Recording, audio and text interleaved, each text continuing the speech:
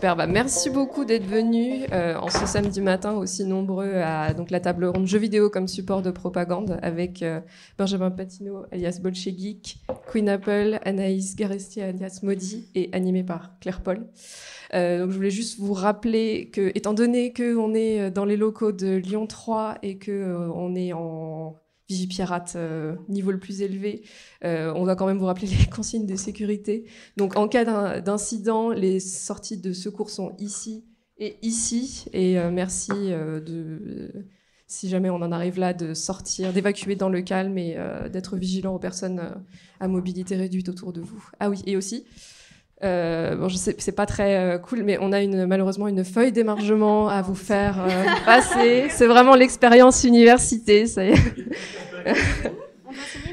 Qu'on doit remettre après au poste de sécurité. Donc voilà, on va la faire passer.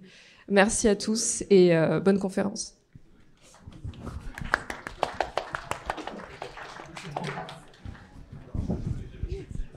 Mettez des noms de personnages de jeux vidéo, s'il vous plaît.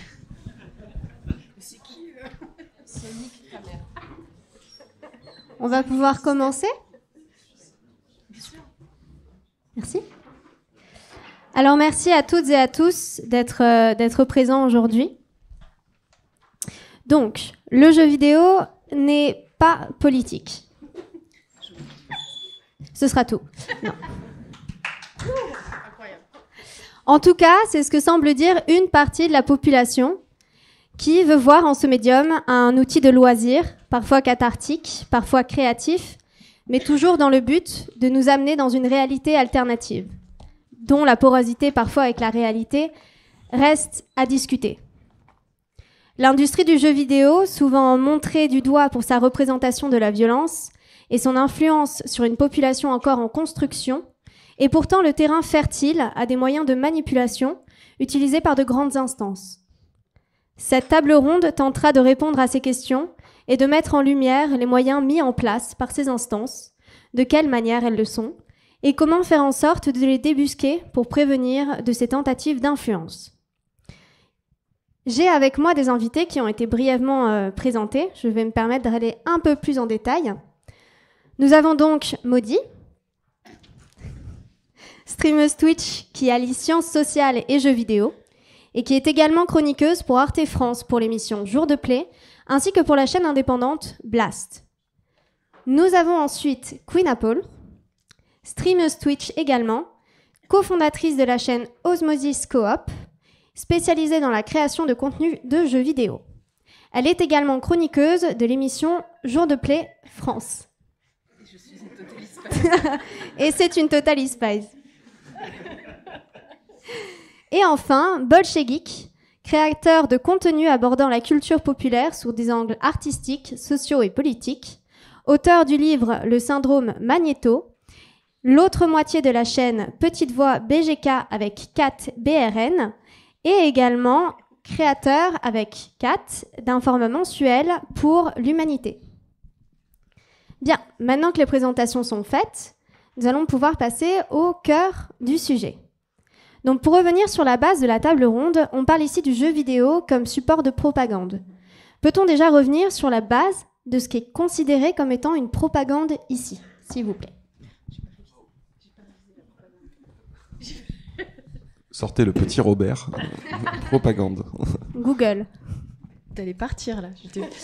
Ouais, j'ai pas révisé la propagande. C'est vraiment, en fait, c'est, pour moi, la différence entre propagande et message militant est assez floue. Je dirais que la propagande a un aspect plus crasseux. C'est vraiment, je te pousse ça dans la gueule. Il y a moins de subtilité que dans un message militant. C'est toi, c'est vous. Elle est où la meuf qui fait de la politique, de la socio et tout ? Ouais, sors ton carnet là. C'est quoi la propagande ?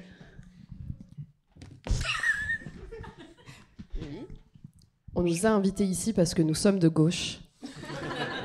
Avant tout. Nous allons donc dire que la propagande, c'est quand un État, un pouvoir gouvernemental, essaye de nous imposer sa vision du monde. Voilà. Donc ça peut passer par le jeu vidéo, mais en général, ça passe par les communications officielles de l'État. Alors après, ça dépend justement à quel moment de l'histoire tu le prends, parce que il fut un temps où propagande c'était un peu plus neutre quand même comme nom, et ça pouvait compter justement le fait de propager en fait des idées, que ce soit alors pour un État mais aussi pour une entreprise, genre est-ce que la publicité c'est de la propagande quoi, et éventuellement des messages aussi politiques ou sociaux, des choses comme ça. On dit dans les mouvements révolutionnaires, on disait agitation et propagande, et l'agite-prop, et c'était neutre quoi, c'était dire oui on va propager nos idées en fait à travers des gens. Donc ça dépend ce qu'on entend par là, et je pense qu'il y a beaucoup d'usages qui jouent en fait sur le flou là-dessus quand il y a des débats là-dessus.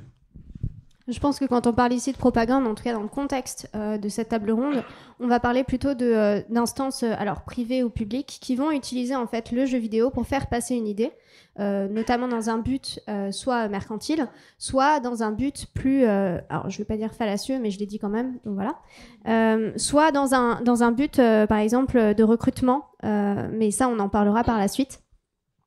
Donc justement, après avoir posé cette base de définition, la question qui suit, c'est justement pourquoi en fait le jeu vidéo est connu pour être un support fertile, justement pour permettre de faire passer des idées.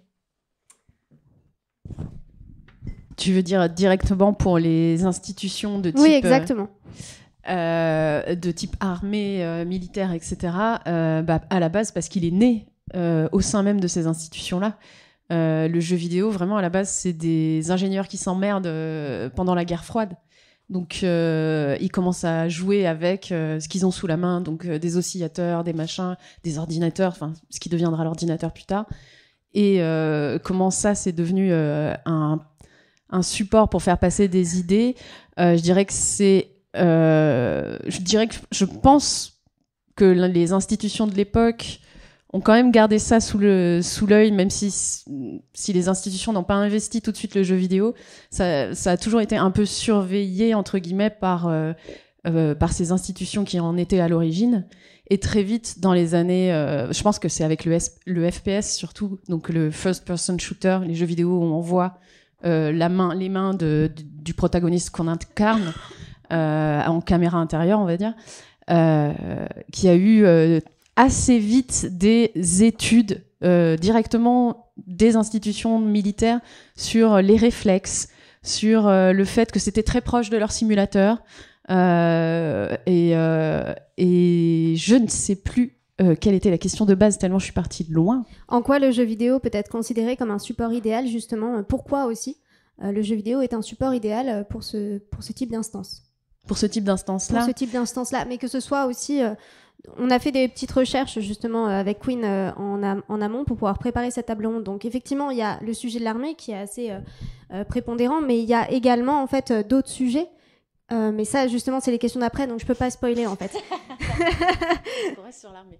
Mais voilà, donc pour l'instant, ce qui m'intéresse, c'est vraiment en fait les éléments qui font que le jeu vidéo en fait, comme outil, est un outil justement parfait pour faire passer justement des idées qui vont aller influencer une population, en fait. Oui, du coup, comme je disais, le fait que le jeu vidéo vienne des institutions militaires, je pense que le premier gameplay qui est venu en tête, c'est pam pam boum boum. C'est en fait, on va prendre un objet A qui va annihiler, qui va taper sur l'objet B. Et les shmups, c'est ça, le FPS, c'est ça, enfin tous les premiers jeux, c'est ça. Tennis for Two, c'est un peu plus délicat parce que c'est plus au niveau du sport, c'est plus l'un contre l'autre, etc. Mais il y a quand même cette idée ce premier gameplay qui est de avoir la supériorité sur l'autre. Et à partir de là, les idées elles vont très vite se distiller, partir de ce schéma de gameplay-là. Et par-dessus, on va rajouter de la narration, des idées, etc. au tout début du jeu vidéo. Très bien, merci. Bolchegeek ? Ouais, non, mais je suis d'accord avec ça. Je pense qu'il y a aussi l'aspect immersif, tous les arts sont immersifs, mais il y a un côté participant qui, je pense, est assez séduisant pour faire passer les choses, parce que la vision du monde ou l'esthétique, l'univers que t'amènes avec un jeu vidéo, tu participes vraiment réellement. Bon, pour les FPS, c'est évident, on te fait faire la guerre, et ce qui est en face de toi, ce que tu vas représenter comme étant les méchants, que ce soit des aliens dans l'espace ou des vrais gens qui existent en général dans des pays lointains. C'est assez participant. Et d'ailleurs, en fait, à l'inverse, on voit que les jeux qui retournent ça marche très très bien aussi. C'est-à-dire tous les jeux qui te font faire un truc et c'est un peu de te dégoûter. Genre Last of Us, il joue un peu là-dessus. Hotline Miami, ça joue un petit peu là-dessus. En fait, ça marche bien parce que le moment où le jeu te dit dis donc, ce que tu es en train de faire, c'est peut-être te poser des questions. Bah, ça marche bien justement parce que tu te posais pas de questions et tu butais tout le monde ou tu faisais ce que le jeu te demandait de faire sans trop questionner le truc, quoi. Ou dans BioShock, il y a ce truc, spoiler, BioShock 1, normalement on peut maintenant, il y a ce truc au bout d'un moment où tu te rends compte qu'en fait t'es manipulé par un peu le chef de l'espèce de cité bizarre où tu es, et ça marche assez bien parce que en réalité tu n'as fait que depuis le début du jeu, t'étais libre parce que tu fais techniquement c'est toi qui as la manette et à aucun moment le jeu prend le contrôle, mais en réalité comme c'est un jeu vidéo, depuis le début tu n'as fait que ce que le jeu t'a demandé de faire, et c'est bien retranscrit par le fait qu'ils te mettent cette espèce de dictateur qui te fait en fait depuis le début tu fais juste ce que je t'ai demandé et tu t'es pas posé de questions, quoi. Il y a beaucoup de jeux qui jouent là-dessus. Je pensais à Undertale aussi, qui va te laisser le choix de soit d'être gentil entre guillemets, soit de taper comme t'as l'habitude de faire dans tous les jeux vidéo, et qui après va te faire est-ce que c'était vraiment bien de faire ça, et sans trop spoiler. Et il y a un jeu qui est très connu pour jouer là-dessus, sur ces codes-là, c'est Spec Ops The Line aussi, qui est donc vraiment un jeu militaire. Enfin, on joue un militaire, littéralement un chef d'escouade, je sais pas comment ça s'appelle, et on va être amené à faire des actions et petit à petit, sans trop spoiler, le jeu vidéo va nous dire mais en fait est-ce que tu avais raison, ça se passe vraiment dans le désert. Je pense que c'était plus ou moins à l'époque de la guerre en Irak ou pas loin après, et il y a vraiment du questionnement sur en fait tu fais ça depuis tout à l'heure, mais est-ce que tu as raison de le faire, est-ce que c'est éthique en fait. Et rien qu'en posant ces questions à quelqu'un qui est en immersion, comme tu le disais, y a des messages qui passent naturellement. Et là, du coup, on parle justement du pan un peu dit positif. Enfin, positif, voilà. Ça dépend pour qui. Voilà. Donc là, on va parler justement d'une manipulation, on va dire, pour aider justement la personne qui joue à se rendre compte de la limite de ses actions, ou tout simplement en fait des conséquences de ses actions dans un jeu, mais dans un autre pan. Admettons que là on parle justement de jeux qui sont utilisés par des instances, comme on en parlait tout à l'heure, dans le but justement d'obtenir un résultat, soit effectivement dans un but de ressources humaines pour l'armée, par exemple, ou alors dans un but dit mercantile, pour servir les intérêts, par exemple, d'une économie capitaliste. Et là, ce qui m'intéresse, du coup, la prochaine question que j'aimerais vous poser, c'est quelles sont les instances, justement, est-ce qu'on a des exemples, et quelles sont les instances qui ont pu, justement, mettre en place ces actions-là? Elle me regarde intensément. Oui, déjà, ne serait-ce que pour les instances capitalistes, tu prends tous les jeux de gestion, littéralement. Enfin, aujourd'hui, ça change un petit peu, mais à la base, tous les SimCity, les jeux de gestion qui vont te faire développer une ville où tu vas exploiter des ressources pour faire grossir ta ville, il faut réussir à avoir des business qui fonctionnent pour que les gens y viennent, il faut taxer mais pas trop pour que les gens y restent. Enfin, il y a toujours cette idée et je pense même pas que ce soit forcément militant de la part des gens de l'équipe qui a développé le jeu. Je veux dire, c'était tellement naturel pour ces gens-là de faire une économie capitaliste, etc., que il n'y a pas eu de questionnement autour de ça, et que c'était tellement mécanique que ça a été calqué dans le jeu. Je sais pas si vraiment il y avait une volonté de dire regarde, le capitalisme c'est trop bien, on fait des grosses villes avec des grosses voitures. Je suis pas sûre. Et je pensais aussi à autre chose. Je me suis perdue. Il est tôt. Hein. Si tu veux, on peut donner la main en attendant que ça te revienne. En fait, j'ai pas l'impression tant que ça qu'il y ait, que ce soit dominant dans le domaine du jeu vidéo, qu'il y ait vraiment un truc directement genre un jeu AAA genre ultra vendu qui soit produit par genre un État ou par même l'armée. Et en fait, c'est des mécaniques. Alors, je sais que ça existe un petit peu, mais c'est assez peu direct. Et en réalité, même les jeux qui sont produits directement et tout, c'est rarement les jeux les plus marquants, les plus importants sur le marché. En revanche, ce qui va se passer, c'est aussi des trucs comme ça. Alors, soit inconscient, comme tu dis, sur bah en fait on est des gens qui considérons que l'économie ça marche comme ça, donc on va faire un city builder ou un jeu de gestion sur ce type de principe-là. Et même sur le point de vue de l'exemple de l'armée, il y a des mécaniques qu'on retrouve aussi dans le cinéma qui sont que tu vas avoir des deals avec l'armée pour pouvoir représenter telle ou telle chose, pour avoir des consultants, des experts. Alors déjà, les consultants et les experts qui apportent une réelle expertise, mine de rien, sur ces jeux-là, ils apportent aussi une vision qui est la vision qu'ils ont dans l'armée de n'importe quel pays où ils sont. Et t'as aussi des trucs de tu vas t'auto-censurer et aller plutôt dans la vision qui colle avec, par exemple, les intérêts du complexe militaro-industriel américain, parce que tu veux pas te faire engueuler, perdre tes partenariats et tout. Et alors dans le jeu vidéo, je sais pas exactement comment ça se passe, tu dois connaître mieux que moi, mais l'exemple marche très très bien au cinéma. C'est-à-dire qu'il y a plein de films où en fait, pour avoir accès à certaines choses, et notamment du matériel militaire ou des expertises ou des choses comme ça, pour avoir même le droit de représenter certaines technologies, dans ton film, faut pas que tu fasses un truc qui fâche l'armée. C'est normal. Et il y a un exemple que moi je trouve assez drôle, c'est les films Marvel, en fait, qui sont quand même le truc, c'est pas très subversif quoi. Mais en fait, les films Marvel, ils ont perdu leurs accords avec l'armée, qui les autorisait à foutre des hélicoptères et des trucs comme ça, à cause, il me semble, je crois, du premier film Avengers, juste pour un truc. Parce qu'en réalité, dans Avengers, je spoil Avengers, il y a quand les méchants envahissent New York à la fin, l'armée ils disent comme dans tous les films, faut nuker New York, faut mettre une bombe atomique et ça sera plié. Et les héros ils disent non, on peut sauver le New York en faisant autrement que ça. Il y a d'autres solutions. Et du coup, l'armée ils passent un peu pour des bourrins et ils ont dit maintenant vous prêtez plus d'hélicoptères. En gros, c'est ça. Et alors c'est pas grave parce qu'après ils ont fait le Shield et ils ont des faux hélicoptères qui n'existent pas et tout. Mais en fait, ça veut aussi dire qu'il y a plein d'autres exemples où il y a des scénarios de films qui peuvent être retoqués. C'est pas même pas exactement de la censure de genre faut pas faire ça. C'est juste les mecs vont dire on vous donne plus accès à ça. Et ça serait valable pour la Chine ou désolé je prends des exemples cinéma, mais il y a beaucoup de films en Chine. Ou notamment les films de Zhang Yimou ou quoi où il y a des grandes armées de mecs en armure, etc. C'est des soldats de l'armée chinoise. C'est parce qu'ils ont des deals. Zhang Yimou, il a fait l'ouverture des Jeux Olympiques de Pékin, donc je pense qu'il est pas trop mal avec le régime, ça a l'air de bien se passer.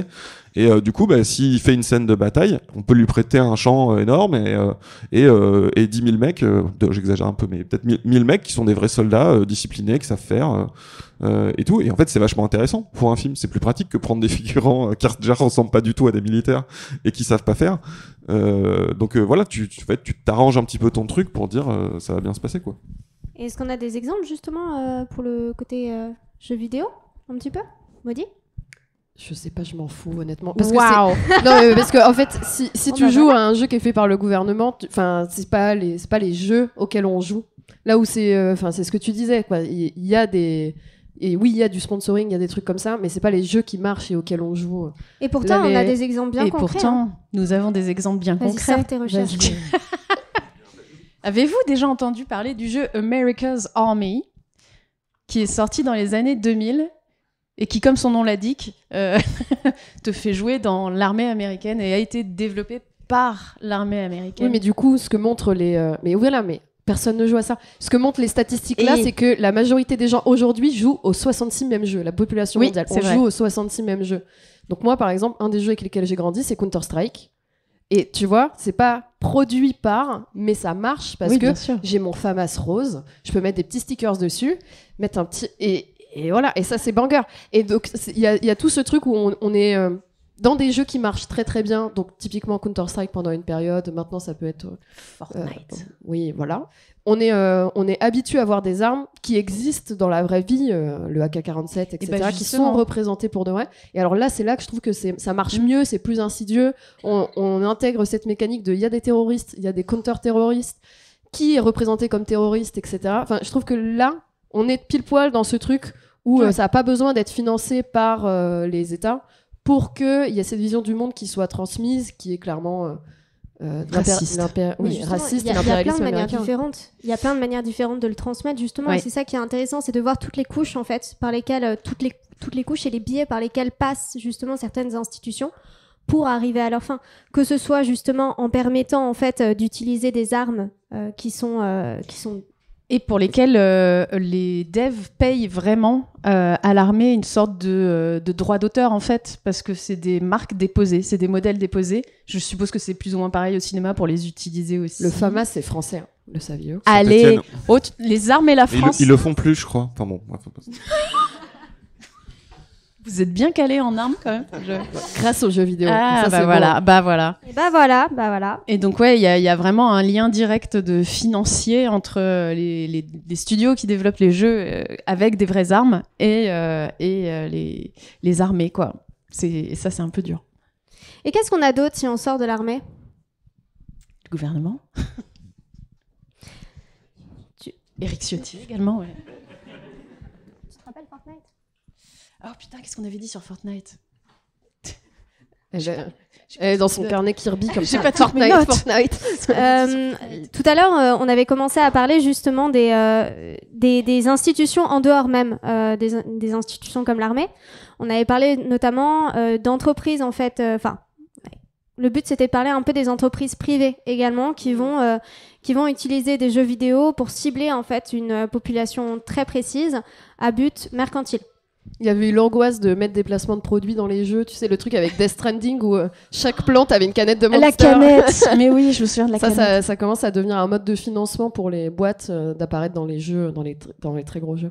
Mais Fortnite, ils ont justement très bien réussi ça puisqu'ils assument complètement ce côté. On va vous présenter, on va vous faire vivre une expérience parce que c'est le tournant marketing de ces 10 dernières années. C'est plus on va vous faire de la pub, on va vous raconter une histoire. C'est non, on va vous faire vivre une expérience.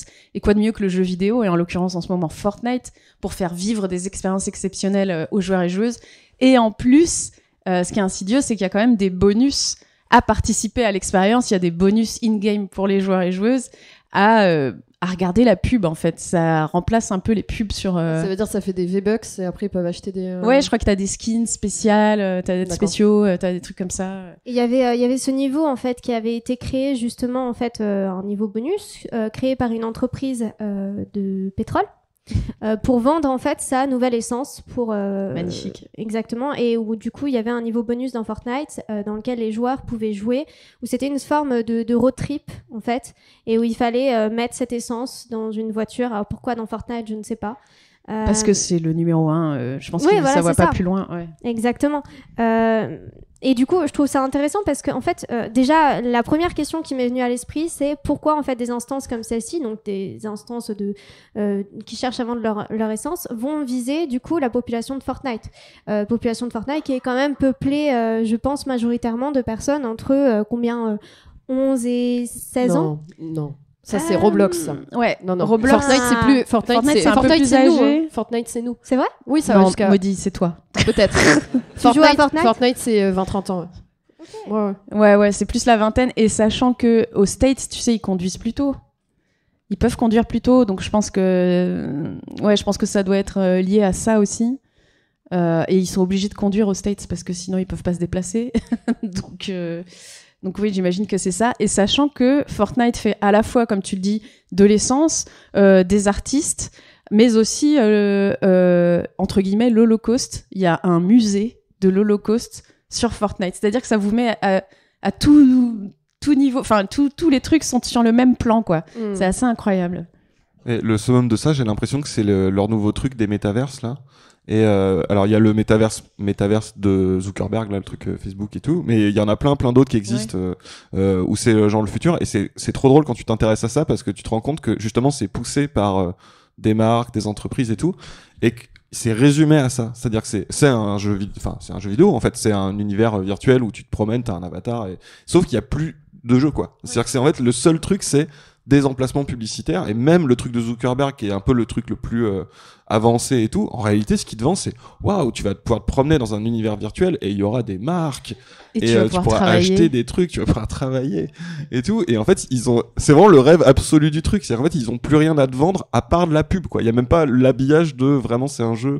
Bon, je pense que ça ne marchera absolument jamais, mais tu vois le délire dans lequel ils sont de tout transformer en juste ça quoi, en centre commercial nul quoi. Il y a eu ça avec on a sur notre tableau de bord Twitch des fois des sponsors qui apparaissent assez aléatoires. Et donc là, il y avait une marque de fringues de luxe qui avait créé sa création immersive, son univers métaverse, dans lequel tu pouvais créer ton avatar et voir un défilé de la Fashion Week, du coup, en live, quoi. Donc tu devais passer 1 heure en stream à te balader, à regarder le défilé, à regarder les vêtements, du coup, dans le métaverse. Tu pouvais les acheter après, ces vêtements ? Tu peux pas les acheter. Oui, donc mais ça permet de mettre en avant la collection à des gens pour qui la Fashion Week est inaccessible. Donc c'est cette idée-là. Et là, ils avaient pas fait ça dans Fortnite, parce que je pense que l'un des trucs de Fortnite, c'est de se dire, nous, comme on est gratuit en plus, on va être l'espace dans lequel les gens vont faire ça, ils vont faire des concerts, ils vont faire des meetings politiques s'ils veulent. En fait, on peut faire ce qu'on veut. Bah, il y a eu ça sur Minecraft. Il y a eu meeting politique sur Fortnite. Fortnite. Il y a eu un meeting politique sur Minecraft. Non, mais sur Minecraft. Sur Minecraft, oui, mais sur les Minecraft, serveurs sont privés. Oui, mais Attends, moi j'aimerais bien qu'on non mais pour moi ça c'est le futur de Fortnite. C'est pas dystopique, tu vois. Je vois très bien des gens, surtout aux États-Unis, se dire en pleine campagne, on achète un spot où on fait un événement sur Fortnite. Pour moi ça c'est envisageable. C'est envisageable, largement envisageable. Et pourquoi c'est aussi permissif au final ? Pourquoi est-ce qu'il y a cette possibilité-là aujourd'hui qui se fait ? C'est quoi les leviers sur lesquels, justement, par exemple, on parle de politiques qui vont acheter un encart pour pouvoir faire leur pub de campagne, etc. Pourquoi est-ce qu'aujourd'hui, si vous avez la réponse, on n'a pas justement de réglementation vis-à-vis de ça ? Pourquoi est-ce que c'est aussi un flou qui permet justement d'entrer dans cette faille-là ? Parce que les jeux vidéo, ça reste de la propriété privée. Donc en gros, je pense que les studios estiment que ils mettent ce qu'ils veulent dedans, en fait. Et s'ils veulent collaborer avec Trump ou Biden, c'est leur, c'est vraiment leur propriété privée, mais au sens même physique du terme. Pour Fortnite, c'est leur champ d'action, quoi. C'est chez moi, c'est mon jardin. Si je veux faire des buissons, si je veux faire un jeu pour enfants, je fais un jeu pour enfants. Si je veux y faire un musée sur l'Holocauste, je fais un musée sur l'Holocauste. Si je veux y faire les locaux de propagande de Biden ou Trump, je le fais. Et je pense que du coup, on a cette notion de la propriété privée qui est je fais l'œuvre que je veux et ensuite je la transmets. Et là où c'est un problème, c'est que c'est quand même des œuvres qui touchent énormément de monde. Et tu vois, en vrai, même sans avoir l'accord de Fortnite, tu peux tout à fait avoir un politicien qui lance un stream et se dire on fait un événement sur Fortnite. Tu vois. Là, que peut faire Fortnite pour dire non, touche pas à mon jeu ? Il y a ça aussi comme enjeu. Il y avait eu ça avec Among Us. Voilà, tu fais une partie sur le jeu, il y avait Ocasio-Cortez qui avait fait une partie d'Among Us avec des gros streamers américains. En fait, voilà, aujourd'hui, c'est devenu des espaces de création de contenu que peuvent investir aussi les politiques, quoi. Et en fait, j'ai l'impression que il y a des spécificités sur le type de public, sur le côté immersif, sur le mode de financement des jeux et tout. Mais en fait, en réalité, là, tout ce dont on parle là, c'est juste que le jeu vidéo est touché par tout ce qui a touché les autres trucs avant, en fait. J'ai l'impression que juste ils speedrun le truc un petit peu, mais les placements produits, en fait, au cinéma, ça a toujours été un truc. Dans les séries télé à la base, c'était littéralement financé par des placements de produits. I Love Lucy, qui était une des premières séries très très populaires, c'était Philip Morris ou Marlboro, je sais plus quoi. Je sais même pas pourquoi je dis les marques, d'ailleurs. On fait une marque de clope. Et du coup, en fait, ils clopent tout le temps dans I Love Lucy. Et ce qui, en plus, est désastreux, quoi, parce que vraiment, c'est terrible, mais bon, à l'époque, ça tuait pas les gens, la clope. Mais en fait, et ça nous paraît c'est dystopique, tu vois, on me dirait genre la série serait financée par ça tu pourrais je sais pas, dans Black Mirror, je les vois bien faire ça, oh là là, ils fument parce que c'est, mais en fait c'est la vraie vie. Sauf que là on s'est un peu calmé là-dessus. Et pareil, les spots de campagne politique, moi effectivement j'y avais pas pensé, mais je vois tout à fait ça. Et surtout, alors en France c'est plus compliqué parce que justement en France c'est réglementé, mais aux États-Unis c'est n'importe quoi. Genre les campagnes c'est financé sans limite. Et ils ont des modes de communication que je pense nous éventuellement tu peux avoir effectivement un député qui va faire un truc ou je sais pas quoi. Eux ils achètent des spots à la télé pour aller dire le mec en face c'est une sale merde et il a fait ça et si vous le votez pour lui ça va être l'apocalypse. Ils achètent des billboards là, les panneaux géants et tout, c'est tout à fait normal. Donc en fait que ça arrive dans Fortnite, c'est même pas un problème de jeu vidéo. Et comme tu dis, en fait, tu vois, qu'est-ce qui fait qu'ils peuvent faire ça ? Ils peuvent faire ça parce qu'effectivement, c'est des entreprises privées et qui font ce qu'ils veulent. Et après, tu auras les mêmes problèmes que, je prenais l'exemple de la Chine. Là, c'est quoi la grosse c'est Tencent qui est chinois, qui est énorme. Tencent, ouais. Bon, j'imagine que les trucs qui appartiennent à Tencent, il y aura pas de critique de la Chine dans ces trucs-là, mais c'est déjà le cas du cinéma, et c'est même pire que ça, c'est que ça a même pas besoin d'appartenir à une grosse entreprise chinoise qui est liée au gouvernement chinois. Dans le cinéma, t'as déjà ça si tu veux pouvoir aller sur le marché chinois, même si ton film, il n'y a pas une thune de la Chine dedans, mais tu veux avoir accès au marché chinois, eh ben, tu dis pas du mal de la Chine. Ce qui est presque, j'ai envie de dire, de bonne guerre. Genre, c'est normal, et ça va être la même chose dans le jeu vidéo. Et je pense qu'il y a pas tant de spécificité que ça, en fait, à ce niveau-là, quoi. Mais il y a l'exemple connu de Red Candle Games, qui est un jeu, qui est un studio taïwanais, si je dis pas de bêtises, d'Asie, mais pas de Chine, qui s'était fait. Mais c'était horrible cette histoire, parce qu'ils ont sorti leur jeu. Oh, mais ils ont disparu depuis. Alors, le jeu est sorti, il est resté 24 heures sur Steam. La Chine a considéré qu'il y avait une représentation parodique de. J'ai oublié son nom. Xi Jinping ? J'ose pas prononcer, mais vous voyez qui. Winnie l'ourson. Winnie l'ourson. Voilà. Qui était vraiment comme ça, qu'il était parodié. Et ils ont non seulement viré le jeu en Chine, mais ils ont viré le jeu de Steam. Ce qui fait que le jeu a été disponible 24 heures à sa sortie. Et si tu l'avais pas pris à ce moment-là, ensuite, tu ne pouvais pas le récupérer. Donc depuis, il y a eu discussion, etc. Je crois qu'il est plus ou moins dispo dans certaines zones géographiques, dont en France. Mais ça les a dégommés parce que 24 heures, enfin, ils avaient rien vendu, en fait. Ouais, et c'est taïwanais. Et encore, Taïwanais, ils avaient sorti 3 ans plus tôt un jeu d'horreur qui parlait du régime qui était aussi politique. Qui était aussi politique, qui était très bien. Mais sur leur pays. Je pense qu'ils sont morts. Honnêtement. Enfin, c'est-à-dire qu'on n'a plus de nouvelles du Ils studio. font plus rien. On a plus de nouvelles. Et là, c'était très critique aussi de la politique de leur pays. Mais là, il n'y a pas eu de problème, entre guillemets. Enfin, bon, ils ont quand même réussi à sortir leur jeu. Mais là, un pays qui n'est pas la Chine, qui sort un jeu avec une critique de la Chine, se fait dégommer son jeu, quoi. Dans le monde entier, on pouvait plus y accéder. Ça me rend encore zinzin, quoi, cette histoire. Mais alors, du coup, par rapport à la France, il y a un truc qui est hyper insidieux. Personne... Ici, vous êtes coupable. Personne n'a été voir au Frames Festival la conférence du CNC sur le métaverse. CNC qui est le financement quand même du ministère de la Culture. Donc où va l'argent du ministère de la Culture ? Bah apparemment dans Fortnite. Yes. C'est-à-dire qu'ils proposent d'enrichir des entreprises privées américaines et de dire proposez vos concepts pour Fortnite et d'autres trucs comme ça. Et t'es là, mais quel est cet enfer ? 50 000 € si jamais vous voulez proposer quelque chose. N'hésitez pas à déposer votre dossier. Une chance sur 2 qu'il soit financé en plus. Donc moi j'étais là avec mes petites notes et les yeux exorbités en me disant mais quoi ? Donc c'est la version du CNC création immersive, ils appellent ça.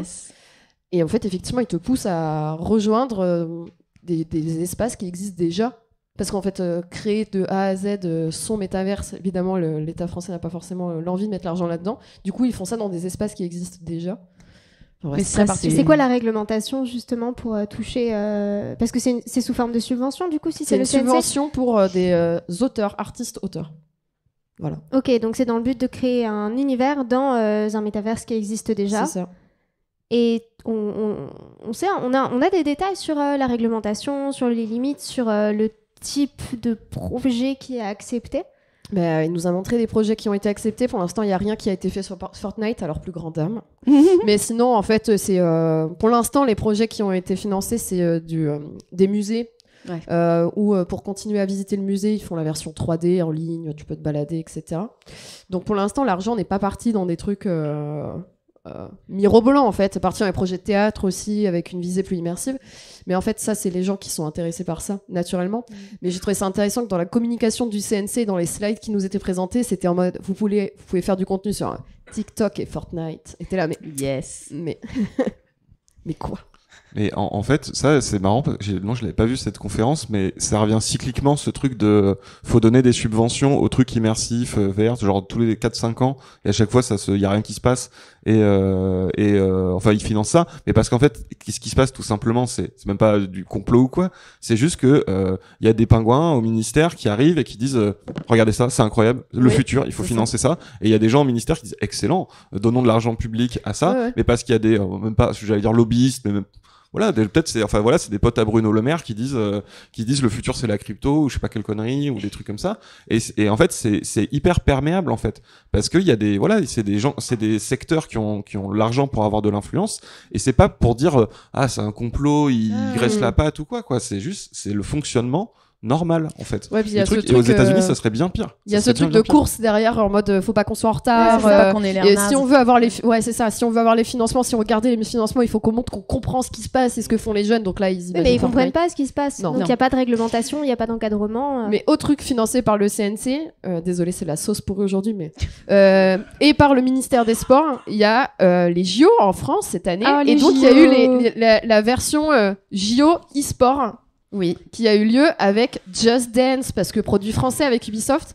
Et Attends, on nous donc proposait... ils ont fait l'e-sport au JO. Ils ont fait l'e-sport Ouais, au JO, c'était- mais en avance. Ils l'ont fait en avance. C'est pas- déjà fait là. c'est C'était fini. les JO d'hiver? Non, c'est là. Ok. Mais en Parce fait, ils que ont fait ça en c'est avance. le gaming au JO, c'est vraiment un marronnier qui revient vraiment Oui, ça depuis revient à ces 2-3 chaque fois. C'était les JO d'hiver justement à Beijing, je crois. Oui, ils avaient où pas ils fait du avaient vélo failli aussi le faire et finalement ils l'ont pas fait Ah apparemment. ouais, c'est ça. Et normalement c'est à ces JO, c'est 2024 Paris Cocorico qui va y avoir les premiers JO gaming. Mais tu dis que ça a déjà eu Ça lieu. a déjà eu lieu. Moi, j'ai été invitée à Incroyable. la cérémonie pour remettre les prix à Versailles. T'as dit non J'ai dit non. Mais quoi Non. Je comprends pas. Non. Mais du coup, c'est fait. Mais en fait, on voit que l'argent il est mal mis, mal utilisé. C'est pas clair, c'est pas communiqué de Ah manière ouais, claire ils ont et tout pas ça. communiqué. Donc là, il y a eu Just Dance au JO. Voilà, énorme banger, hein, bien Ah, sûr. waouh. Et bah très bien. Non mais c'est bien. On en apprend. On en apprend tous les jours. J'aimerais bien recentrer un petit peu le discours sur alors autre chose parce que voilà on a parlé des jeux vidéo, on a parlé de films et effectivement également qui servent de support en fait de plateforme pour présenter, mettre en avant des produits, des pubs, des campagnes, des idées politiques, artistiques, etc. Moi j'aimerais bien parler d'une autre chose qui est sortie de certaines recherches qu'on avait faites également en amont. C'est l'utilisation en fait de la plateforme qui est Twitch également pour justement faire passer des idées. Alors on a commencé à en parler, mais il y a une recherche justement qui a donné un résultat assez spécifique. C'était avec Queen, on est tombé en fait sur un guide qui était donné aux soldats de l'armée américaine.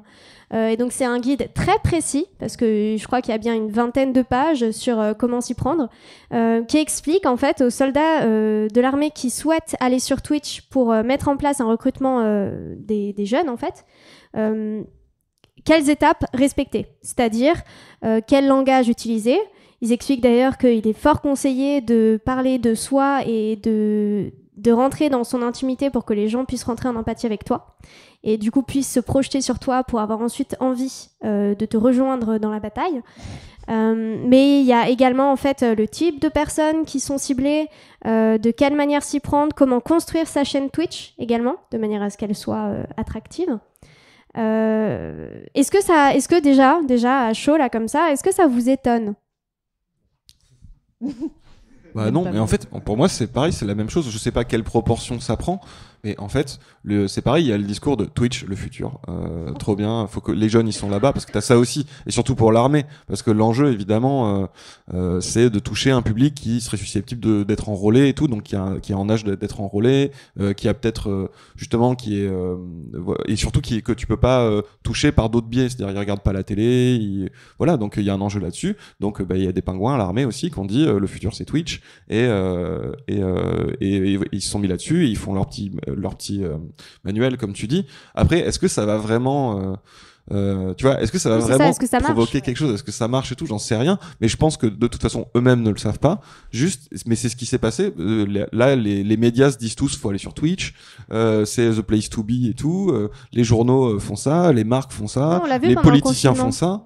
Donc, alors, et des fois, c'est des catastrophes totales. Mais comme ils ont dit, fallait aller sur YouTube. Comme ils ont dit, fallait aller, je sais pas où, sur Facebook et tout. Et donc, en fait, moi, ça m'étonne même pas de l'armée. Et là encore, en fait, c'est juste la même chose qui se passe en fait un petit peu partout et ça se trouve ça va se planter de ouf, ça se trouve les plus grands streamers seront des types qui recrutent pour l'armée, mais bon j'en doute quand même un petit peu. Voilà, c'est toujours les mêmes mécaniques en fait, et dans 5 ans ça sera un autre truc je pense, et je suis sûr qu'ils font pareil avec TikTok ou des choses comme ça hein. Ah bah justement sur TikTok, est-ce que Je me rappelle pas. tu te rappelles pas? C'est une soldate de l'armée américaine justement qui fait énormément de TikTok en fait, dans lequel elle va danser avec en étant en uniforme, donc c'est toujours de manière assez attractive on va dire. qui va aussi se cosplayer, qui va en fait sous forme de TikTok va parler de son quotidien en fait dans l'armée, mais de manière très romantisée, très embellie. De manière également en fait à donner envie à du coup là des femmes en fait de rentrer dans l'armée. Donc il y a aussi ce truc très dans son discours qui est très basé sur le je suis une femme indépendante, forte, je suis dans l'armée, etc. Mais en fait en parallèle de ce discours là il y a aussi ce comment dire, il y a ce côté très sexualisé de la femme militaire. Et également, malgré tout, de ce discours qu'elle tient en plus politique, en plus de, malgré tout, les femmes doivent enfanter, etc. Enfin, c'est très particulier. Totale. Mais pareil, donc du coup, sur TikTok, en fait, on l'a aussi d'une autre manière. Mais est-ce que c'est l'armée qui lui a demandé? Est-ce qu'on sait si c'est l'armée qui... Genre, est-ce que c'est une meuf de la com de l'armée, je sais pas comment ça s'appelle, mais qui lui a dit ah vas-y, tu pourrais pas faire des TikTok où mais tu tu sais, il y avait danses et eu tout. ça pour la chasse, là, les influenceuses pro-chasse. Et en fait, souvent, c'est elles qui mettent en avant leurs loisirs, voilà, et c'est leur vie, machin. Et derrière, ça pousse. Et quoi. derrière, en fait, elles se font recruter, ou en tout cas, c'est vu positivement par l'institution qui va dire, bah en fait, on va te donner ça, Mais en fait, c'est un peu comme les marques avec le jeu vidéo. Tu joues à un jeu que t'aimes bien, tu produis du contenu dessus, et après, l'éditeur va dire, mais attends, cette personne fait ça, on va lui donner des accès premium sur ça, on va pouvoir l'inviter dans les studios. Et en fait, j'ai l'impression qu'il y a ce phénomène-là de lobbyisme où c'est peut-être une volonté individuelle de la part de la personne. Moi, j'ai vu ça aussi avec des flics militaires et tout ça qui font du contenu, mais c'est souvent eux qui ont envie de le faire, et après, bah, c'est réutilisé, quoi. Bah, c'est un peu comme, peut-être que j'avance un peu trop vite, mais si vous êtes allé à Paris Games Week cette année, Ah oui, pépite. et même les deux dernières années, il y a la gendarmerie maintenant. Ils sont là Ils ont leur stand. Ils ont leur stand et ils participent à des tournois aussi d'e-sport, etc. Et je pense, tu vois, qu'à la base, ça devait être des gendarmes qui jouent naturellement aux jeux vidéo, mais que la com, elle a repéré ces gens-là et qu'elle s'est dit, mais attends, let's go, on va faire une équipe d'e-sport. Il y a une équipe d'e-sport gendarmerie, hein. Et ça marche encore mieux comme ça. Ben Les ouais. gens sont vraiment volontaires. Et du coup, ils font leur tournoi habillés en gendarme, quoi. Enfin, vraiment en représentant l'institution. Et c'était pareil, là, à Paris Games Week, c'était des simulateurs de voitures. Simulateurs là. aussi, ouais. Et c'est ça, tu joues aux gendarmes parce que ouais, c'est trop cool. Tu t'adaptes pour toucher aussi à un type de population qui a évolué, qui est différent d'avant. Et d'un autre côté, tu te dépoussières aussi vachement ton image, tu te donnes un air cool parce que les jeux vidéo, TikTok, Twitch, voilà, c'est cool. à la Paris Games Week, ça marchait de ouf, les simulateurs sur les gamins, tu vois. T'as envie de tester un simulateur? Moi aussi. Bien sûr. j'aime Moi aussi, bien j'adore les les trucs simulateurs. de voiture avec les Mais pédales oui, et tout, c'est voilà, rigolo. c'est incroyable, bien sûr. Mais pas la gendarmerie, quoi. Mais justement, en parlant de rebranding, il y a également l'utilisation des codes en fait du jeu vidéo dans les campagnes ça, c'est flippant. en fait de recrutement. Ouais, en fait, si vous regardez les campagnes de pub, notamment vidéo, et qui passaient avant les films d'action souvent au cinéma, ça emprunte de plus en plus au code du jeu vidéo, notamment à la vue FPS dont je parlais tout à l'heure. Donc vue première personne où on voit les mains de la personne. Il y avait vraiment plusieurs séries de pubs de recrutement de l'armée où on se voyait courir. Ensuite, je sais plus, peut-être pas tirer à l'arme, peut-être que ça c'est un peu too much, mais s'entraîner, etc. Et je me souviens très bien qu'à la fin, on voyait notre main, on prenait un hélicoptère, donc on voyait la main tendue vers une autre personne à l'intérieur de l'hélicoptère qui nous attrapait. Puis après, on avait du bullshit, du genre, oui, l'armée, c'est des expériences, des voyages, une camaraderie inégalable, des profondeurs C'est le Club humaines. Med. Ouais, c'est ça, c'est limite, on va vivre un truc ensemble incroyable. Et ça, c'est pire. Je pense que c'est pire que les codes de l'armée qui découlent sur le jeu vidéo. J'hésite. J'ai l'impression que c'est pire c'est limite comment on dit, c'est limite inconscient, quoi. De gamifier l'armée, tu de veux dire. gamifier les spots publicitaires de l'armée. Ça veut dire que moi, je joue aux jeux vidéo, je me dis, mais je connais ça, je connais cet univers-là. Et Oui, ça te semble familier en fait. c'est ça donne une familiarité à l'image qui est hyper grave en fait, parce que bah non, ce que tu vends, c'est pas ça la réalité des soldats. J'imagine que c'est pas je vois mes mains courir dans un superbe décor. Je doute que ça ressemble à ça quand même. Mais en plus, il y a tout l'imaginaire de la guerre qui a été gamifié de fait, et notamment depuis la première guerre d'Irak et tout, parce qu'il y a eu ce côté dont on passe à la guerre du fait que c'est beaucoup des guerres de bombardement et tout, puis toutes les images, vous savez, en vert et noir, on dirait presque des tirs feux de d'artifice. nuit, on dirait, en fait, et puis le côté, c'est des cibles, c'était les commandés et tout. Il y avait déjà des trucs de SF justement qui parlaient de ça, et un côté wargame en fait qui était comme ça. Donc c'est très facile de lier ça aux jeux vidéo, puisque d'une certaine façon il y a un truc qui est beaucoup plus télécommandé, beaucoup plus aussi déshumanisé, c'est-à-dire qu'on est moins dans une guerre de contact, même si effectivement c'est pas vrai, parce que le quotidien des soldats c'est pas ça. J'ai l'impression en plus que c'est en train de changer, déjà ça commence à remonter ces images on voit la guerre à la télé et c'est des trucs qui font piou piou piou comme ça, et tu vois un bâtiment avec une cible qui fait comme ça, et le bâtiment il fait boum comme ça, c'est vraiment un jeu vidéo. Là maintenant avec les réseaux sociaux et tout machin, j'ai l'impression que c'est en train de s'inverser, parce qu'on voit des crimes de guerre en direct et tout machin, donc on se rend compte on n'a pas juste cette petite image qui est une image qui est fournie par l'armée en plus en général. Enfin au début de ce truc là, maintenant on a d'autres images qui existent, donc ça se casse un peu la gueule, mais je pense que c'est pas étonnant qu'il y ait eu cette campagne de recrutement. Et d'ailleurs les spots, tu prends, alors je sais pas trop dans les autres armées, mais dans l'armée française il y a tout un truc de, non seulement c'est un peu gamifié, mais par exemple souvent c'est ils aident les gens, donc on voit les soldats ils font pop ils font leur truc comme ça, et en fait on voit jamais trop d'ennemis. Ce qui est l'inverse d'ailleurs du jeu vidéo en fait, c'est où en fait tu peux vraiment tirer sur un truc. Ils vont jamais jusqu'à dire vas-y on va monter. Ils sont pas assez quand même.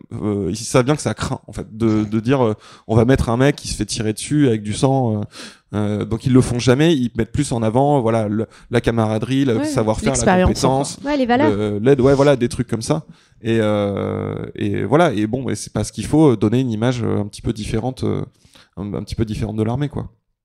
Ouais, et pourtant, une fois qu'on est dans la réalité, les soldats sont malgré tout dans une réalité. Admettons qu'on arrive à l'étape où justement ce recrutement fonctionne, où du coup tu as des personnes qui sont à la fois quand même intéressées par les jeux vidéo de base, admettons les FPS, qui en plus se voient dans les valeurs mises en place par ces campagnes de pub, donc elles arrivent en interne.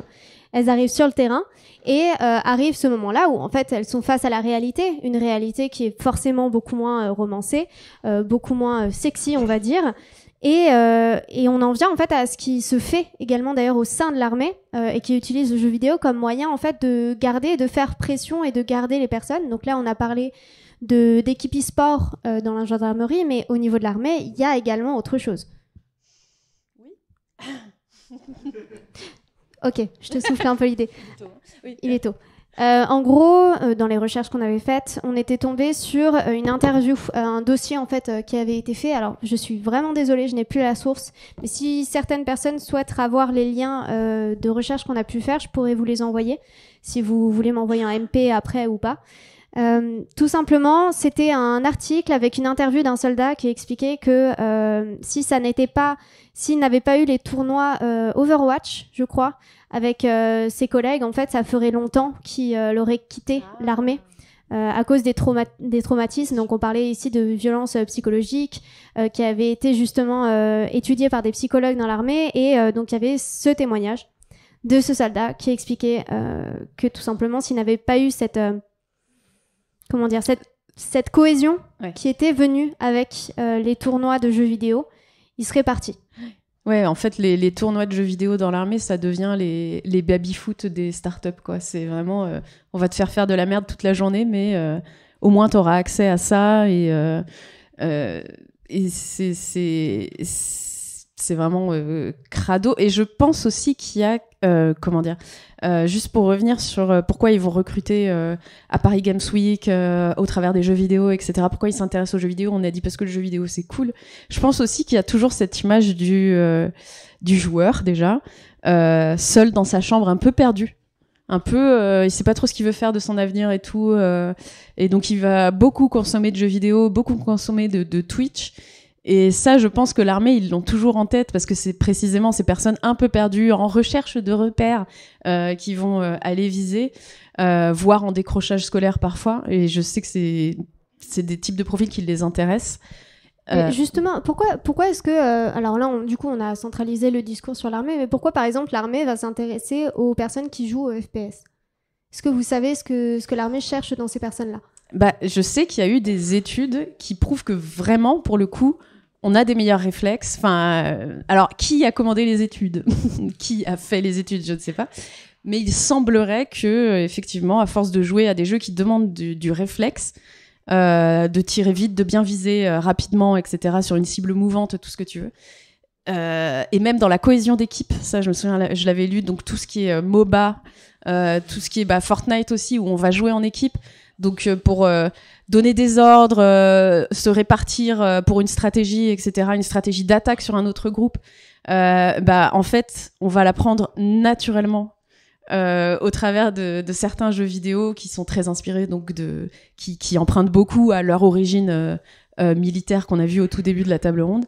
Même les MMORPG, il semblerait, il y a eu plusieurs études, j'ai oublié le nom de cette personne qui a fait cette étude-là, notamment en France, qui ont eu comme conclusion que oui, on développait vraiment des stratégies managériales en gérant une guilde, par exemple.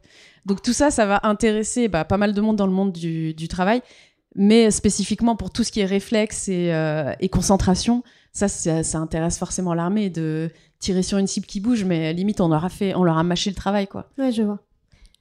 J'étais en train de me dire que du coup on court à la catastrophe un peu parce que je suis en train d'imaginer que ça se trouve on va avoir une génération de soldats qui sont genre des joueurs de League of Legends à la base. Je joue à League of Legends, je sais comment ça se passe et tout, et qui vont s'insulter sur le terrain et dire c'est sa faute et tout, se tirer dans les. Mais c'était sûr en fait. Et tout, c'est une catastrophe en fait. On va perdre toutes les guerres maintenant. Une armée de sardoches. Ça va être terrible. Comment on va faire, quoi? C'est un enjeu national, je viens de prendre conscience, quoi. Je pense que c'est à ce moment-là que le switch vers les drones va se faire, tu vois. Ils vont voir, oh putain, non. De toute façon, ils se lavent pas, donc on va plutôt acheter des drones. Hein. Maudit? Non, mais je pense qu'en fait, surtout quand tu joues aux jeux vidéo, c'est ce qu'on disait tout à l'heure en termes de représentation et tout, on baigne dans cet imaginaire-là. En fait, donc du coup, c'est facile de recruter parce qu'en plus, c'est des gens qui, typiquement, si on parle des joueurs de MMO, c'est des gens qui très vite intègrent des logiques dans les guildes d'ultra hiérarchisation avec des personnes qui donnent des ordres, d'autres qui suivent. Pour faire un raid, faut être organisé, machin. Donc en fait, il y a aussi eu des études de personnes qui ont fait des thèses là-dessus sur la figure du chef dans les MMO, quoi.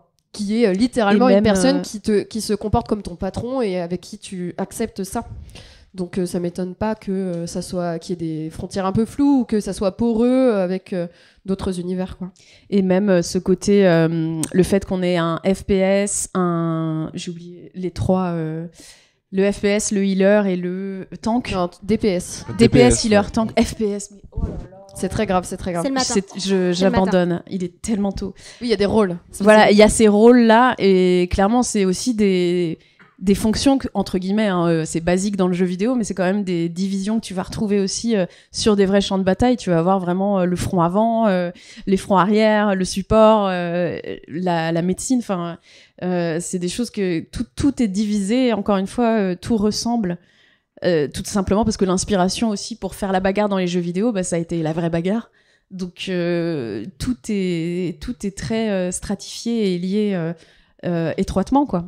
Et pourtant, malgré la porosité entre justement la réalité et la fiction, malgré tout, enfin, je veux dire, je pense que on peut, par exemple, ça c'est plus parce que c'est pas possible, mais j'adore jouer à WoW, c'est pas pour autant que je vais aller me perdre dans la nature avec une épée à la main et d'aller chasser le sanglier, tu vois.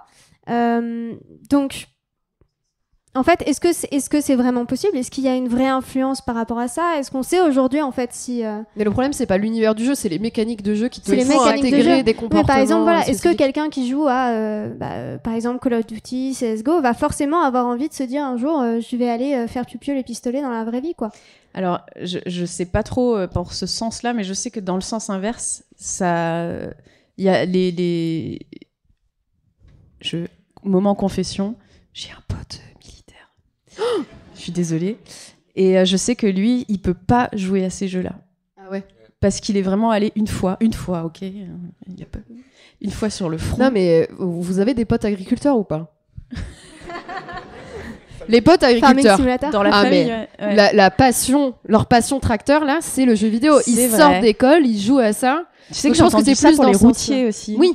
Oui, mais Farming Simulator, plus dans ce sens-là. c'est ça détend, non? Non. Ça détend peut-être un agriculteur, je sais pas. Mais en fait, il y a un truc où je pense que typiquement, c'est dans certains univers professionnels, ça va faire partie de leur cohésion de groupe que de continuer d'avoir des liens avec ce genre de truc, quoi. Après, de dire qu'il y a le basculement, non, c'est comme de dire les jeux vidéo rendent violents. Ouais, c'est ça. De toute façon, c'est clair qu'on n'est pas dans cette la bascule-là. continuité. Mais par contre, les mécaniques de jeu nous font intégrer un rapport au travail, un rapport à l'autre qui est quand même très particulier. Et je pense que du coup, quand tu t'intègres dans les structures après, c'est ce qu'on disait juste avant, tu connais les codes, tu connais la hiérarchie, tu connais... c'est plus familier, donc c'est plus simple de t'intégrer. Est-ce que c'est le jeu vidéo qui va être déclangeur ? Non, je pense pas. C'est une disposition. Vas-y, c'est le mot de la fin. Vas-y, sors-nous ta sociologie. Non, mais en fait, c'est juste... c'est le truc de base en sociaux de tu vas pas transformer quelqu'un. Typiquement, la propagande, elle va pas marcher comme ça sur n'importe qui. Enfin, typiquement, nous, on a un regard critique dessus. Mais si quelqu'un est familier, tu vois, typiquement, moi, j'ai grandi dans une famille où on me disait, si t'as pas d'emploi, faut aller à l'armée, quoi. C'est la seule perspective de carrière que tu peux avoir sur des jeunes garçons, notamment, qui grandissent dans cet univers-là. Qu'il y ait des ponts qui soient créés, pour eux, la bascule, elle est facile. Donc, il y a des dispositions qui sont là chez certaines personnes et que l'armée va pouvoir activer par le biais des jeux vidéo, mais ça peut être aussi par d'autres choses.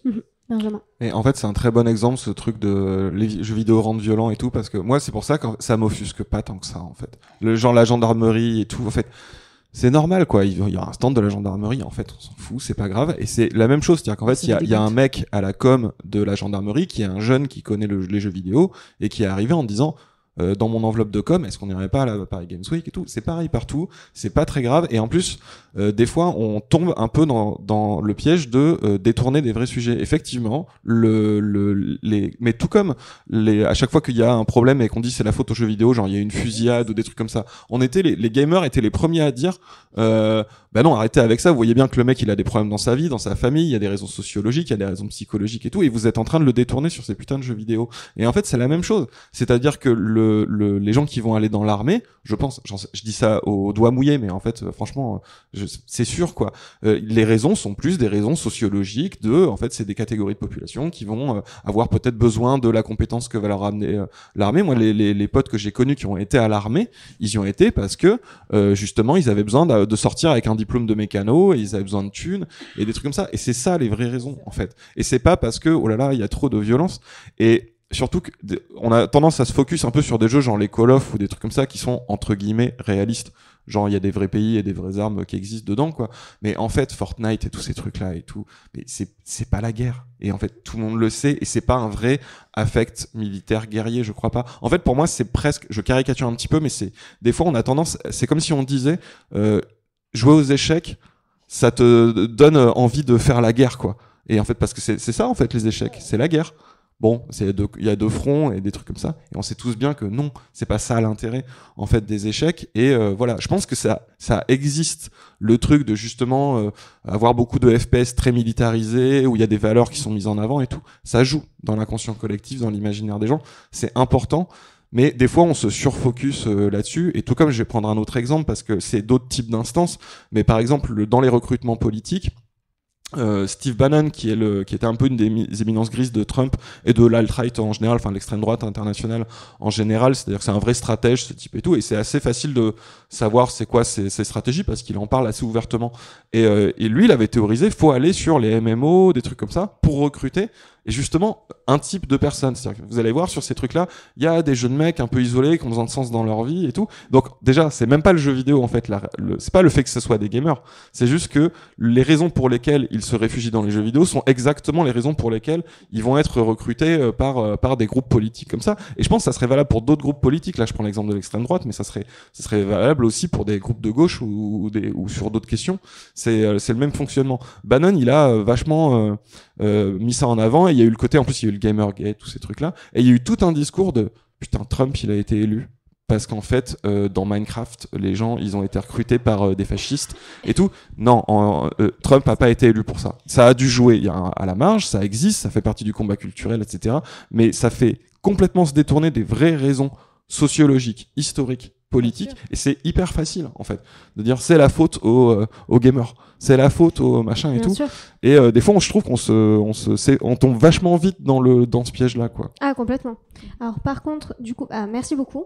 C'était une très belle réponse de fin. Parce que du coup, on va passer aux questions avec le public. Donc on va avoir environ 10-15 minutes.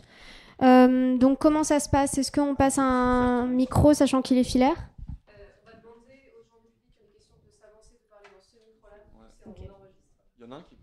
Peut-être donner le mien parce que c'est pas moi qui vais répondre Ah oui, c'est vrai. aux Logique. questions. Ah. En attendant, je dirais que c'est pas les jeux vidéo qui ont déclenché le 6 janvier, effectivement.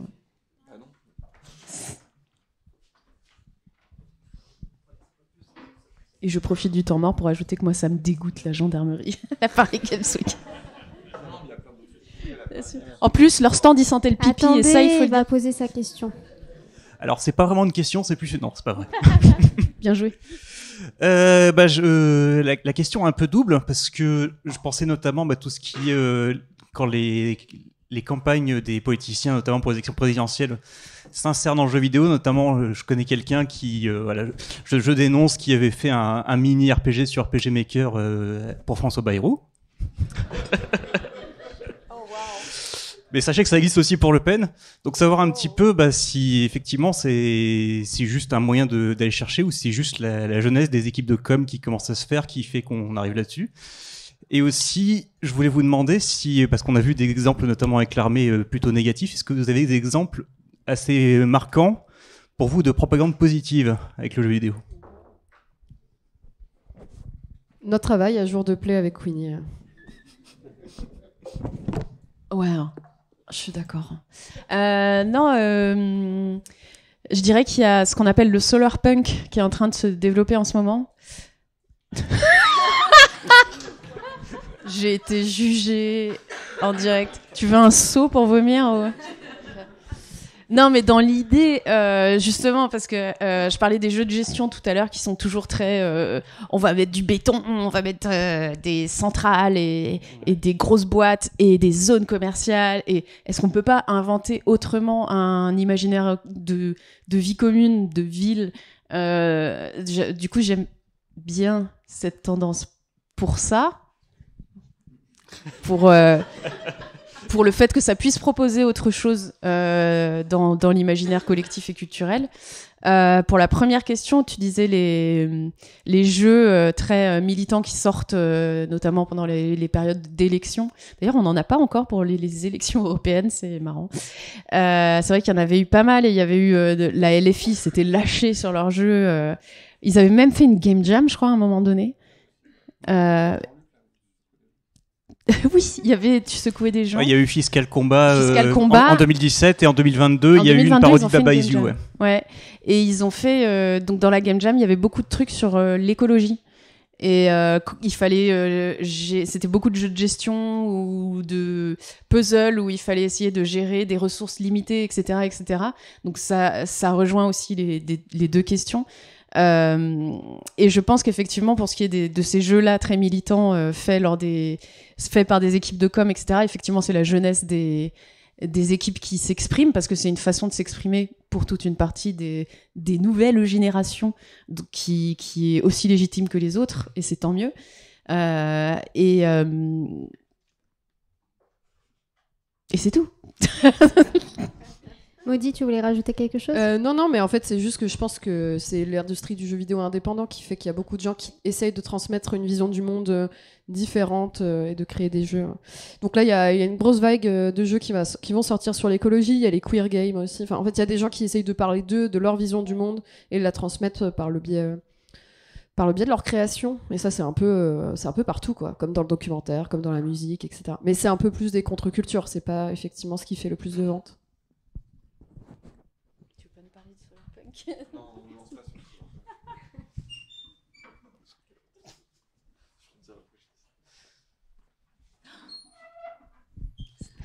Est-ce que vous avez manifesté dans Animal Crossing ?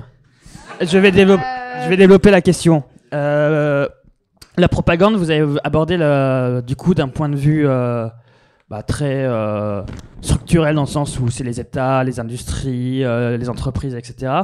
Mais vous n'avez pas parlé non plus de réappropriation. Donc je pense à toutes les manifestations qui a eu lieu avec les gens en skin CGT sur Animal Crossing contre, je sais plus, c'était en 2021 je crois.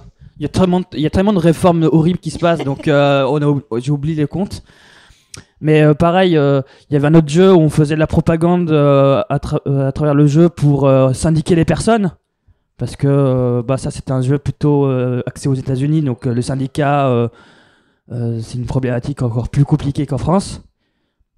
Donc la question c'était, est-ce qu'il n'y a pas des exemples de réappropriation par les joueurs, pour les joueurs, à travers le jeu vidéo, malgré peut-être une propagande, etc. Je sais pas, voilà. Parce que dans le sens propagande beaucoup plus neutre, comme on revient au début de ce qui a été expliqué au début de la conférence. On n'a pas manifesté dans Animal Crossing, mais on a fait le stream reconductible. Si, moi j'ai fait les manifs, c'était la période des Gilets jaunes aussi. Mais ça, c'est des trucs qui font rire sur Internet, quoi. C'est comme les mêmes. Oui, il y a des moyens de réappropriation et oui, c'est des propos politiques. Mais encore une fois, là, on essayait de dire à quoi ressemble l'industrie. À quoi ressemble l'industrie dans le global. Et donc là, ça pue, ça. Voilà. Mais cela dit, on avait fait avec Ditz, et pendant le stream reconductible, on était allé bloquer les routes sur Truck Simulator. Donc vraiment en multi. Donc on bloquait vraiment des vrais gens qui voulaient juste jouer à leurs jeux vidéo. Oh, c'était une prise d'otage, je pense qu'on peut le dire. On avait bloqué les routes avec nos camions sur Truck Simulator. Et moi, comment j'avais fait, elle diffusait une fausse radio et en fait c'était moi qui m'étais enregistrée pour dire oui, oh là là, il y a des gens qui bloquent les routes. Enfin c'était vraiment par rapport à la réforme des retraites, parce qu'à l'époque c'était quoi, je sais même plus pourquoi on manifestait, mais comme tu le dis, il y a trop de trucs horribles. Donc oui, on a fait ce genre de truc, pas spécifiquement Animal Crossing, mais ouais, on a pu faire ce genre de truc, mais effectivement c'est plus un support pour un message. Pour faire ça en live, pour discuter, etc. Et montrer qu'on est ensemble, même quand on n'est pas en train physiquement de manifester dans la rue. Et ouais, c'était plus pour ça que pour essayer d'avoir un vrai impact, de toucher le gouvernement ou ce genre de choses, tu vois. Et c'est pour ça qu'au début, je demandais sur quelle définition un peu de propagande on allait. Enfin, c'est toi c'était ton intro, mais de rappeler aussi que oui, en fait, il y a plein de sens à ça, et il faut juste se mettre d'accord sur de quoi on parle, en fait. Et du coup, là, fatalement, si on se dit, oui, on cherche des exemples positifs, en fait, ce qu'on est en train de dire, c'est des exemples qui vont avec nos idées. En fait, faut être tout à fait honnête. Et en réalité, parce qu'il y a des gens pour qui c'est positif, en fait, de faire des trucs pour l'armée ou des trucs comme ça. Et moi, en réalité, si j'avais pas de problème de désaccord avec la politique française ou du gouvernement et tout, moi, j'aurais aucun problème avec le fait qu'un gouvernement fasse de la propagande dans les jeux vidéo pour la sécurité sociale ou pour que les gens syndiquent ou des trucs comme ça, parce que c'est mes valeurs. Mais après, d'autres gens ont d'autres valeurs et tout, donc voilà, c'est ça le truc, c'est qu'il n'y a pas, en gros, il n'y a pas de bonne ou de mauvaise propagande. Mais en fait, ça dépend ensuite des valeurs qu'on prend là-dessus. Et pardon, je termine juste là-dessus. C'est aussi, pardon. Il y a un parti pris. Ouais, il y a un parti pris. Il faut juste assumer que en fait, ça veut dire quoi? C'est avec les valeurs avec lesquelles on est d'accord. Bon, on n'a pas tous les mêmes valeurs. Et du coup, juste, faut se mettre d'accord sur ce qu'on entend par propagande. Est-ce que c'est effectivement quand ça vient d'une institution verticale, au-dessus de nous, dominante, etc. et tout, ce qui est une définition, ou est-ce qu'on parle de tout faire passer des messages, utiliser ça comme, pour ça que je disais le truc de l'agitation et propagande, ce que tout le monde fait en réalité. Et pour moi, cette incompréhension, elle a une vraie importance dans le discours social, parce que, par exemple, il va y avoir des gens qui vont dire oui, vous mettez, je sais pas, des personnes LGBT dans les jeux ou des femmes, oui, voilà, et en fait, c'est de la propagande. Donc, moi, je veux bien, si tu veux. C'est d'accord, c'est de la propagande pour dire ces personnes existent et elles ont des droits. D'accord, ouais, c'est de la propagande pour ça si tu veux. Mais alors à ce moment-là, t'assumes que quand t'en mets pas ou que tu mets d'autres types de héros qui sont pas comme ça, c'est aussi de la propagande. Là, on peut discuter. Là, il y a pas de problème. Le problème, c'est qu'on joue sur une incompréhension qui est que ça serait de la propagande, mais pas le reste. Ouais, bien non, sûr. en fait. Et l'exemple que j'aime bien, c'est comme dans la publicité. C'est-à-dire que quand on dit maintenant, ah oui, on met une image de la femme comme ça dans la publicité ou des trucs comme ça, c'est de la propagande. Ou par exemple, on va mettre, je sais pas, un couple lesbien dans une pub pour les sites de rencontres. Ah là là, c'est de la propagande LGBT et tout ça. Mais alors d'accord. Mais à ce moment-là, quand il y avait des pubs où c'était la lessive avec Madame à la maison, etc., le truc vraiment années 50 aussi, on assume que ça aussi c'était de la propagande. Donc on fait tous de la propagande, c'est super, maintenant on discute du fond. Voilà, c'est plus comme ça qu'il faut le voir, je pense, pour qu'on avance, quoi. Je voulais juste, je sais plus, tu m'as rappelé que je suis tombée sur un réel de Dame qui apparemment a reçu, donc c'est une grande streameuse, qui a reçu une demande de partenariat de France Travail. Ah, moi aussi je l'ai. Oui. Mais Il faut que je donne envie aux jeunes de travailler, et donc il faut que C'est vrai j'aille bosser dans des les gens n'ont commerces. pas envie de travailler. Voilà, en fait, le vrai problème, c'est que les gens n'ont pas envie de travailler. Oui, c'est ça. En fait, Donc, ils on me envoyaient ça à propose- des chômeuses. Je Ouais. comprends pas. Donc moi, on me propose d'aller, je sais pas, j'avais poissonnier, boulanger, bref, pendant une journée, je suis en immersion dans le travail de quelqu'un. Je montre que l'emploi est réalisable par quelqu'un qui n'a pas ses compétences, et derrière, j'encaisse un joli chèque. Voilà. Mais oui, ça fait plusieurs fois que j'ai France Travail qui me propose. Donc ça un veut dire emploi.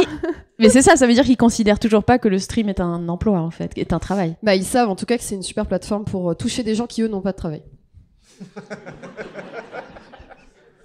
Bah c'est ouais, nos commus c'est un peu des chômeurs quand même. On va s'arrêter là. On m'indique dans l'oreillette que c'est la fin de cette conférence. Merci à toutes et à tous d'avoir été Merci. présents. Merci Merci. à vous d'avoir animé cette conférence. Merci et à bonne toi. journée.